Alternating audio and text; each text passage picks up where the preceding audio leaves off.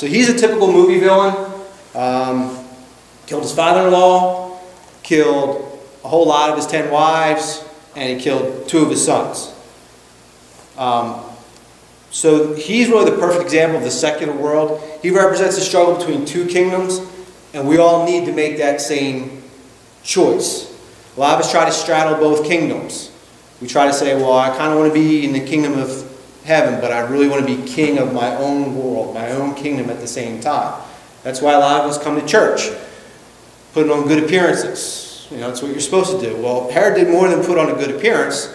The temple we talked about last week, Herod's the one that commissioned it. He's the one that had it built. So, to have it built, he raised taxes. And I think this is really why Matthew is the only gospel writer that really tells us about Herod. I think when Matthew sees Herod, I think Matthew sees himself in Herod. Because like Herod, Matthew betrayed his people so that he could make an alliance with the Romans to line his own pockets. The way tax collection went back then, if you're a tax collector, you pretty much get a title, you're a tax collector. You go out, you collect as much taxes as you want from people. You give the Romans the correct share, and whatever's left over you put in your own pockets.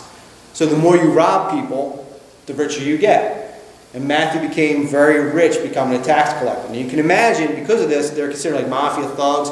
They're the scourge. They're the most hated members of the Jewish society were tax collectors. And that's who Matthew was.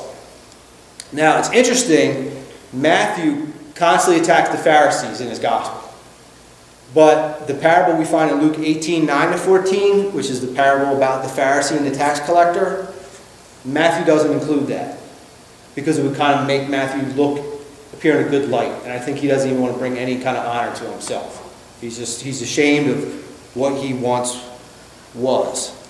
So the story of Matthew, when Jesus called him, he gave up everything he had and immediately came to Jesus. Right after that, it's in Luke 5:27. Matthew invites him to his house. Now, if Matthew was a scourge, his name was Levi at the time, who do you think his friends were?